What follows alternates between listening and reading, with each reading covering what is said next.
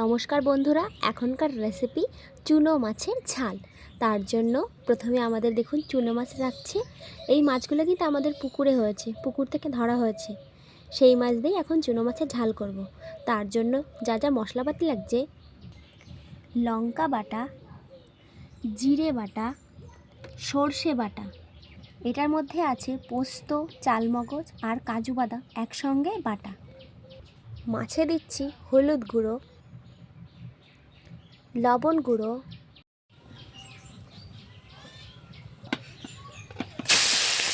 দেখুন মাছগুলো খুব সুন্দর করে ভাজা হয়ে গেছে। আমরা প্রতিটি মাছ এরকম সুন্দর করে ভেজে নেব। একটা মিডিয়াম সাইজের আলু নিয়েছি, সেটাকে ছোট ছোট করে কেটে নিয়েছি মাছের ঝালে দেওয়ার জন্য। কড়াইতে প্রথমে তেল দিয়ে দিচ্ছি, তারপরে আলুগুলো দিয়ে দিচ্ছি।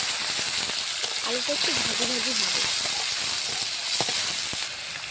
দিয়ে দিচ্ছি লঙ্কা বাটা, জিরে বাটা,